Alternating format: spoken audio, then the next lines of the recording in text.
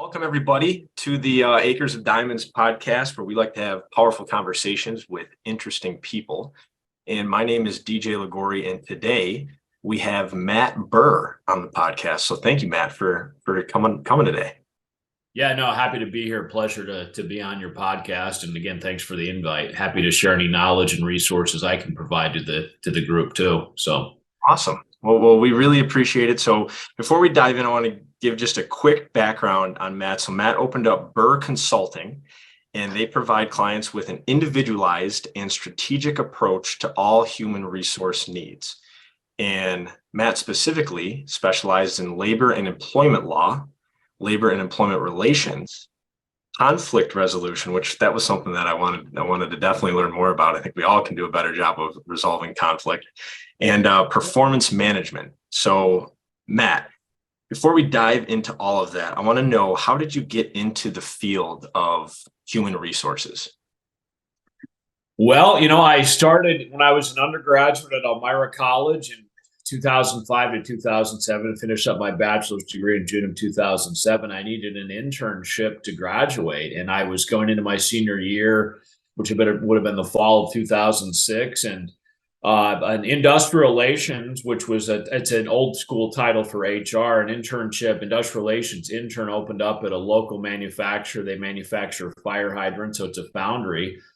Took the job and did a Myers-Briggs test and recognized that HR was one of the careers that fit my personality. So really, since December of 2006, I've been in the field as an intern and found some success along the way the past 17 years. So Awesome.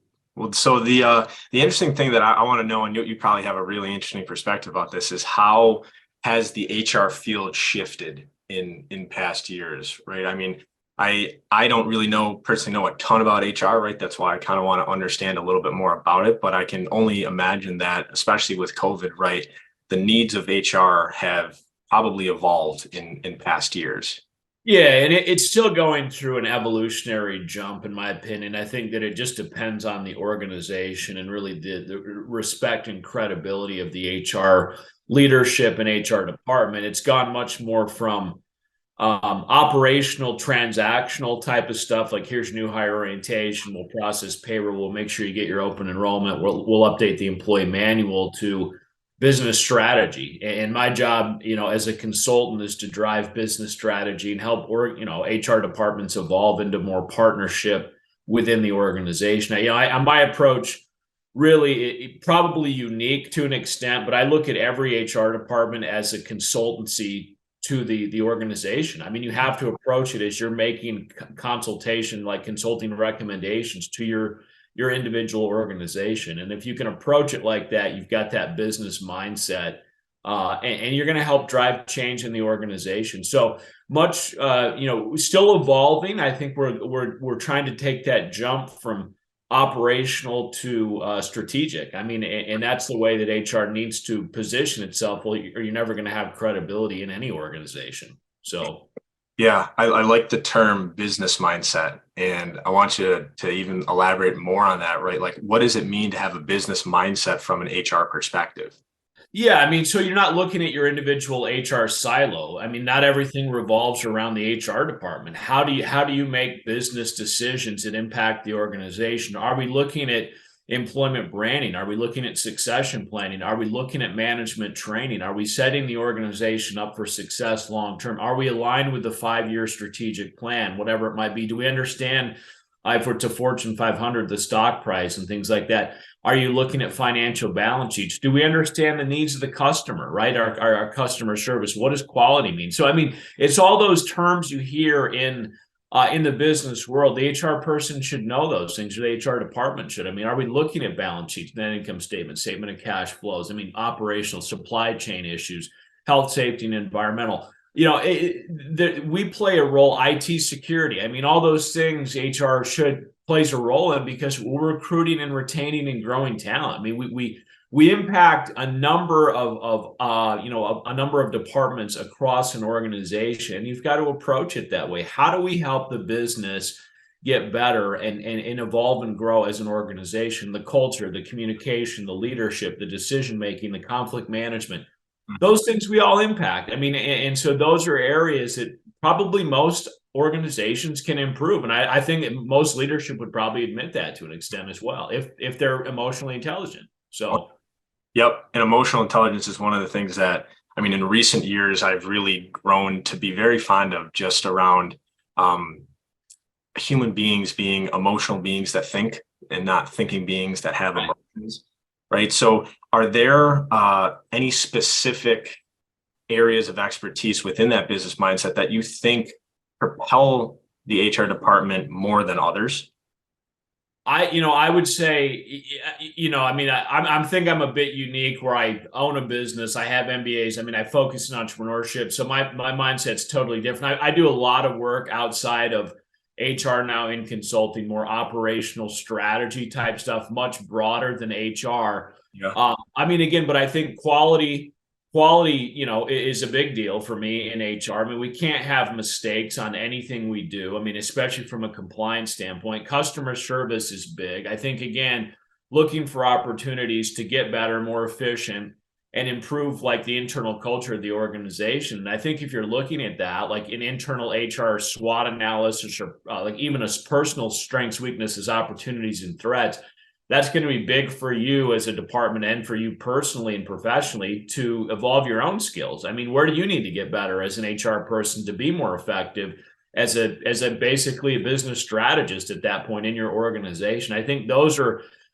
opportunities there. And when you can find that and you continue your education, you continue to look at ways you're improving, you're going to find other ways the organization can improve. I mean, you got to walk in with confidence as well and be able to have those conversations and not just not just go in and like say this thing's messed up. Well, why is it messed up and what's the solution, right? I mean, you got to walk in and say, this is what we need to do. My job as a consultant, a lot of times, they normally don't call the consultant when things are going right? It's when things are going wrong, they call me in. And so my job is to go in and pinpoint opportunities and say, okay, yeah, we have an issue with culture. We have an issue with communication. This is what we're going to do to fix it. And all that funnels through the HR department. I mean, and there's got to be a real self-accountability and department accountability to be better than what you expect others to be as well. And if you're not holding yourself to a higher standard, there's no way you can hold the organization to a high standard. Mm-hmm. So.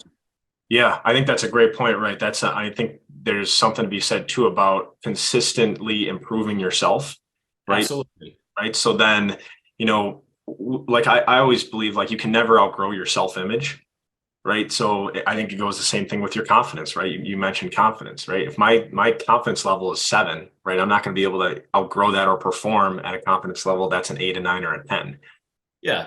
I mean, a lot of people, they want a seat, quote unquote, at the table with senior leadership. And our department doesn't have any respect. Well, what are you doing to improve that? I mean, besides complaining about it, what are you doing to improve to go get that seat? Have you earned that seat at the table? That's my first question. And if you haven't, what do you need to do to get better? What does your department need to do? Are you just transactional? Nobody cares about transactional. They want strategic at that point. I mean, we all know that new hire paperwork, policy sign off, benefit administration, that's all standard in every organization. What sets your department apart? What sets you apart as a professional to earn that seat at the table and drive that strategy that you so desperately want? I mean, those are questions that people need to ask themselves or their departments to say, how do we get to the next level? It sounds simple. It's extremely complicated, and you got to force change, and change is not easy. So, yeah, I think that's a great way too of kind of outlining. Right. Do we focus more on the problem, or do you focus more on what is the actual solution to this problem? Right. Yeah. I mean, you've got to come to the table with potential options, and they might not buy it, but at least you're coming with some sort of like market research or recommendations, not just a complaint. Nobody wants to hear complaints. I want solutions at this point. And it's the same with my consulting. Look, you can complain to me, but we're going to find a way we're going to force a way to fix some of this stuff as well. So, yeah. So when you get called in, I love how you say you get called in typically when there's challenges, right? Or when there's problems. I always call them opportunities to my clients. They're like, yeah, I've had board members of nonprofit be like, you put it so nice. I'm like, well, look, you got to look at everything, Yeah, the organization's messed up. There's no doubt. Like I can sit and say it in meetings and yell about it all I want, but it's an opportunity to evolve and change the organization. And so sitting there saying that, yeah, we have a problem, totally get it. I've been through it for 20 years, but it's like, what's the opportunity and how do we get from A to Z and then evolve even more? I mean, that's the way I look at this stuff. So Yeah. And I heard once too that problems are a sign of growth. yeah, absolutely. Yeah, I Right. mean, failure is a sign you're trying. I mean, and again, status quo. This is the way we've always done it. It's a ridiculous statement to me. And it's like, well, it's not working now. What makes you think it's going to work next year? I mean, so those are things. I just look at problems or opportunities to me, and I think if you continue to phrase it more in a positive mindset, a positive approach, you're going to be able to force some of that change as well. So slowly, but you'll get where you need to be. Yeah. So, and I think too, people are going to want to be around you more. Right. yeah. And people are probably going to want to connect with you more and listen to you more, right? And be more open to you. Right. I think we feed off of people who naturally, whether you want to call us optimists or enthusiasts, right? We're trying to look towards the solution here. We understand there's an opportunity here, right? All right, great. So now what are we going to do moving forward to max? And a lot of times it comes down to communication and accountability in many organizations. And again, leadership needs to hold themselves to a higher standard so you can drive and force accountability through the organization. And we need to communicate. That includes closing the loop. I mean, easy things to fix. Like I can go in and say, yeah, our communication sucks, improve. I mean, is that easy? Like, how do we get better with communication? So if an organization, so that's one of the things that I've, from a couple of these just conversations that I've had, was communication was a lot of these challenges. It always is. If you look at engagement surveys, communication's usually the first or second issue is a problem, and it's always going to be pinpointed as opportunity. So when you have that opportunity, right, what are some of the strategies that you use to move beyond that opportunity? Yeah, so a lot of times my approach, I'll go in and people call them stay interviews. And the term stay interview, I think, has a negative undertone. Like, why do you want to stay in the organization? I think it's a great approach, right? I've written a number of articles for SHRM on it. I mean, I've written a number of articles and I use it. And I recommend organizations use a stay interview model. I call them more of assessment discussions. I mean, and to me, I already kind of know from doing this for so long what's going to come out of this, right? And there's always some things that come out as red flags, like, okay, I didn't know this. We need to take a look here. But when we talk about, and doing these assessments or engagement surveys and stay interviews or assessment interviews, communication is always an opportunity, right? And so and I ask employees right out in leadership, what do we need to do to improve communication and how do we get there? And so every organization is going to be a bit unique. I mean, again, is it weekly meetings with senior leadership? Is it, is it a memo? Is it a newsletter? Do we use some type of like GChat, an intranet type approach? It depends on the organization. And so a lot of times I'll take that information either from an engagement survey or from these assessment interviews, put together a communication plan specific for that organization. And then it's like, okay, if we're going to commit to like weekly or monthly meetings on metrics, we're going to damn well do that stuff because we're committing to it at this point, right? We have no choice. Like if we're going to say we're going to meet weekly staff meetings and update the organization on how the organization is doing, we need agenda, we need action items, and we're going to have a 30-minute meeting on this. Boom, let's go. If it's a newsletter, let's commit to the newsletter. And there are times when we'll put a plan in place, and then there's going to be some stuff like a GChat or something that like we tried it didn't really go anywhere. Okay, scrap it. It didn't work. If the other things are working and communication is improving and evolving, great. We'll revisit it in 6 to 12 months and see where we're at. But it's mainly it's individualized, but a lot of times it's a very similar cookie cut process on, okay, hold yourself accountable and consistent for these, either one-on-one meetings or monthly meetings, weekly meetings with your staff, update people, email, memos, whatever it might be, right? If there's changes, if there's things that are happening, performance reviews are consistent, right? We're consistent with policies and procedures and making sure we're closing the loop. A lot of times you see with communication, there's no loop closure. And it just doesn't, like somebody, in my world, somebody brings me an issue or a question or a problem, right? An opportunity. Maybe it's an investigation. Maybe there's a harassment or some type of issue going on in the workplace. okay, well, we'll go in and investigate it, but then there's never any closure of the loop on what happened, or we'll assess the situation, maybe a better term for that. Where's the loop closure? I mean, and so that's where I think a lot of organizations do struggle, is that loop closing and communication. And so if you can get to that point where we're closing the loop, you've come a long way as an organization. That's one of the biggest things, is it just goes off into fantasy land. Nobody knows what happened. Well, that's not acceptable at that point. You wonder why your organization's culture sucked. Well, that's a big reason right there. Yep. So Yeah, I'm happy you said that, because I remember being part of past organizations that I wasn't part of, and thinking and having different silos within the business, and having there be a lack of communication, in the tension that it created, and the resentment, and this new culture and energy, and almost expectation, right? It was almost like, yeah, well, I don't really expect marketing to communicate with accounting, right? Or I don't really expect accounting to communicate with HR, right? That's just the way things are, right? And oh, so that's what your cultural norms are. So, I mean, and I think communication, even from whether you want to call it an organizational standpoint, or even like a relationship standpoint, whether it's an intimate relationship or a professional relationship, right? Why do we struggle so much with communication?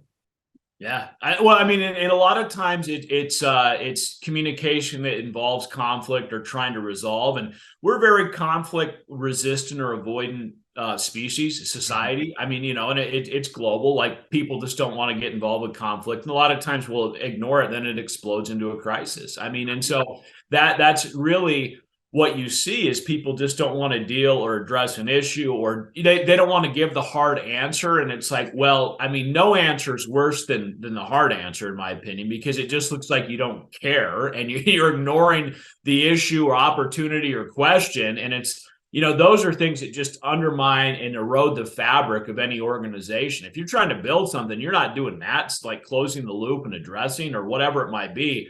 I mean, you lose credibility as a manager or leader, and then it destroys any type of culture and trust you're trying to build with the organization. I mean, there is no choice but to close that loop on communication, and making sure, whether the answer is yes or no, or we're still working on it, there's got to be that ongoing process in place. And it really is that simple, but it's complicated to force that through organizations. And everything I deal with right now, for the most part, with some of the opportunities, is communication, is accountability, is consistency. And if you can get those things down, you're going to make strides in an organization. That there is no doubt you'll continue to evolve and grow. And a lot of times that's me coming in and kind of being that neutral, that buffer, to make those things happen. I mean, I learned early in my career, when I worked at General Electric in Cincinnati, one of my managers, I was only there for a short time. I was an intern in grad school.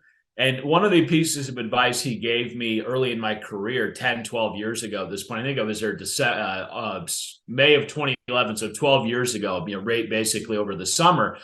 Follow up on every email and every phone call, even if you don't every day, right? I mean, it's every day. I mean, GE's a big organization, so you're talking a lot of time. Even if you don't have an answer and you tell someone you're working on it, they know that you received it and you actually care about the issue. I mean, and if you just let things go, don't respond, don't do things, people are wondering. I mean, even if it's a simple payroll issue, it's like, it's not a big deal to you. It could be a big deal to that person, though. I mean, so, those are things that will, again, continue to help build that internal culture and trust in the organization. Just the follow-up alone is big. And I mean, I do that to this day. Phone calls, emails, text messages, it doesn't matter. Like, if there's something that somebody emails me, I will respond, even if it's 9 o'clock at night, and just say, hey, I'll work on it. Like, I got it. I'll take a look at it. But that's that consistency and credibility that you need as a leader in HR and in an organization. So, yeah. And to validate that, to anybody who listens to this, Matt was very responsive to me when I reached out to him, and, he emailed me back, and it was a very easy communication, right? There was closure. Right. And so, I mean, it's just that, I mean, yeah, absolutely. I got hundreds of emails a day, but I will respond to everything I can. I mean, most of the time it's every one of them. There's no doubt. And LinkedIn messages, whatever it is. So, yeah, I appreciate that. Definitely. So. Yeah. So do you think that there's this is really interesting, because I think there is a connection to this the closure piece, right? Whether it's an email, a text, a difficult conversation, and being an emotionally intelligent leader, right? Do you think that people who are higher on the emotional intelligence scale understand that importance of that closure communication?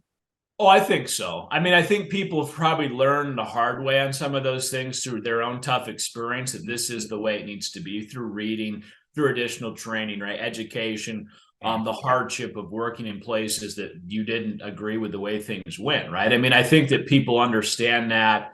And it's ingrained in them as a person. And again, nobody likes conflict except me. I have to go in and address like conflict all the time. But I think that emotionally intelligent people through their own hard growth opportunities and recognizing where they've made mistakes will improve and get better. I mean, that's part of, I think, human nature is if you are at that level where you're always looking to improve, communication is one thing we can improve on as well as as a professional. I mean, as a human being in general. So one of the things you also said too, which I'm a huge fan of, is consistency. And I think consistency also connects very closely to discipline. And sometimes I've struggled sometimes with what is the difference between discipline and consistency, and kind of came to this simple definition. You could say that discipline was being consistent with hard things, right? And so do you think that like what are your thoughts about why do we start to lack consistency within organizations? we just don't like to do it, right? I mean, I think we get lazy, and I tell people all that. So maybe we found some improvement, right? I mean, and we've been disciplined in communication, and we get lax on it. It's like, well, we're good. I mean, we checked the box, we've improved. We don't need to do any more. And I tell my clients all the time, it's continuous. It doesn't stop, right? And you've got to continue to look for that 1% improvement, whatever it is. How do we continue to get better? Because the needs of the organization, the needs of the workforce are going to continue to evolve, and the organization has to evolve with those needs in order to be effective in recruiting, retaining, growing, customer service, all the quality, whatever it might be, right? And so I think that, organizations might get complacent. We also have, some churn. Where are we setting people up for success? And that's another component of, we put somebody in a manager leadership position that's never been, let's say, a supervisor. Have we given them the knowledge, skills, abilities, and resources to be effective in communication, conflict management, performance reviews?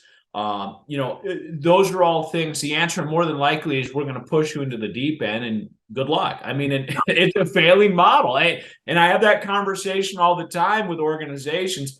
We made the mistake. We didn't do what we needed to do as leaders of this organization to set people up for success. Did you provide the training and resources? No, then it's entirely your fault. I mean, it's your fault that the person's not doing well. Now, they need to come to us, and also it's a two-way street, but we're just promoting people internally, which happens all the time, from, like, let's say, a specialist into a supervisor manager role.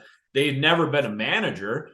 Well, I mean, what's the plan then? What's the LP program to ensure they're successful? I mean, that's another component, I think, of setting people up for success. So if that's happening in your organization, you do have some turnover, people retire, their succession plan is kind of weak, and you're promoting people that might not be overly ready or qualified.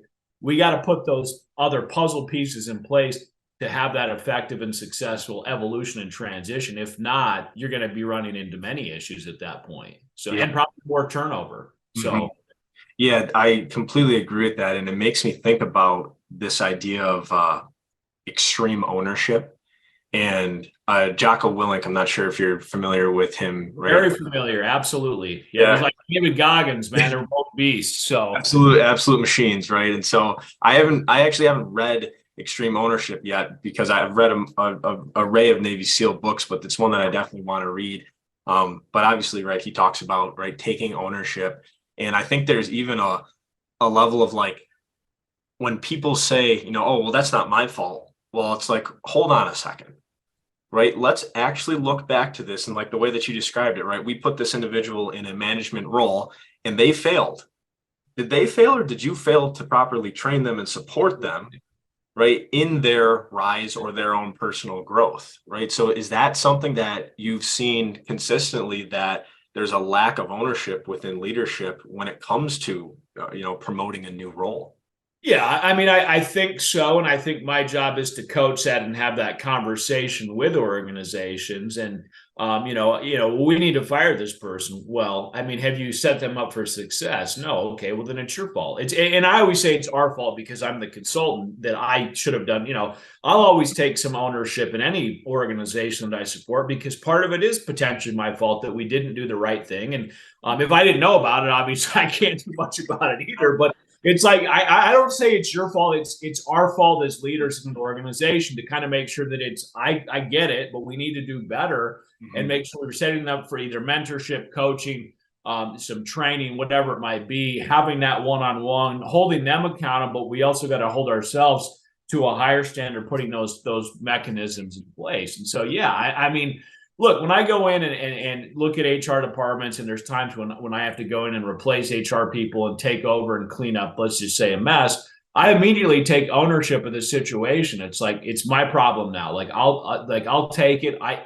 I didn't make the mess, and I'm not going to sit here and say, I'll say that, but I have the opportunity, and now my challenge is to make sure we fix it and move forward better as an organization. I'll immediately take ownership of it, just like Jocko, whoever. I mean, those are things that I think will set you apart when you're able to do that. And it's like, I didn't make the cause these issues, but I have to fix it. Like that's my job. It's my responsibility. And that is, I think, a big piece of emotional intelligence and where organizations need to get, right. And if you're doing it up front, the right way, strategically, you're going to avoid a lot of these things. At the same time, there's always going to be opportunities to improve. But I think that ownership, that higher standard at senior leadership has to be instilled, because if it isn't, I mean, you're just not going to get very far at that point. So. Well, Matt, I mean, what you just explained, I've just met you today, right? And we've just been talking, but I want to say thank you to you actually doing that, right? What you just described. Hey, I'm going to go in and I'll take care of this now, right? Or it's my problem now, because I've been part of organizations with leaders who weren't emotionally intelligent, right? And I felt like a number, or I felt like just another person, right? Another employee that they needed to pay to provide, a certain skill for a certain function. So, thank you for being that person to actually step in and do that.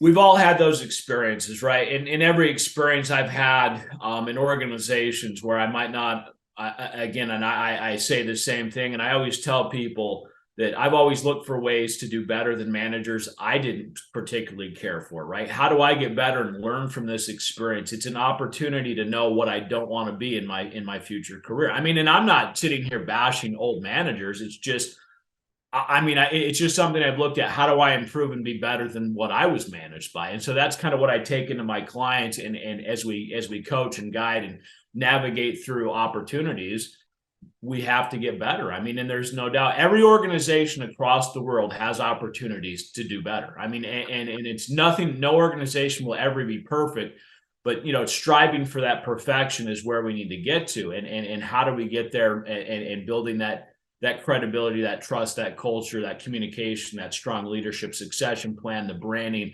all those things domino into the same thing. And that's where, I think that's where we all want to be. And it can be a complicated answer, but I think that every organization has sky's the limit to be successful as well. So, yeah, I think there's an opportunity to learn from contrast, right? To notice, this is what I don't want to lead like, right? Yeah. So, and to your point, right? I want to bash any fellow leaders that I was a part of the organization. No. Right. But it was a learning opportunity. It was just a way that I took in their energy, right? I took in their style. And then I said, do I like this? How do I feel about this? Is there a way that I would do this differently moving forward? Right. Absolutely. Yeah. I mean, and that's part of emotional intelligence. How do you improve, right? 1% improvement each day gives you a lot at the end of the year. So, all right, Matt, I want to ask you just one more question, because I want to be respectful of your time here. What do you think the number one thing that employees need from their organizations? Number one thing employees need from their organizations. Again, I think they need, I would say probably, gosh, that's a That's an interesting question. Number one thing they need, consistency. I mean, I think consistency is where we need to get, and it comes down to consistent leadership, consistent communication, consistent policy and procedural type interpretation. We're all, it's the psychological contract model that you used to see many years ago in the org behavior and principles of management. We teach those things. Consistent performance reviews, feedback, training, education. If organizations can get consistent in those areas, and I mean, obviously evolve as needed, I think that employees, you'll find that retention and growth and satisfaction within your workplace. So consistency is where it's at. I think it goes back to the Jocko, David Goggins, all those people talk about consistency. And I think it's a major component organizations need and employees want. So. Yep. And I would even parlay that to, I agree with that. And I think consistently creates trust, right? Trust, you're absolutely right. Yes. Yeah. Trust is big for sure. Yeah. No, I mean, consistency drives all the things, and including trust is big. Yes. 100%. Awesome. Well, Matt, thank you so much for your time today. This was absolutely fantastic. And I appreciate the conversation and the quick audible into the podcast format. So yeah, thank you so much for your time. Yeah. And if you get that, send me a link. I'll put it in my newsletter as well. Happy to share that out with my network too. Awesome. So, well, I really appreciate it. And thank you everybody for tuning in and listening today to the Acres of Diamonds podcast, where we have powerful conversations with interesting. Nice to meet you. Hey, yes. See you later. Have a good day. Thanks. Matt Burr, we'll see you. Yep. Bye.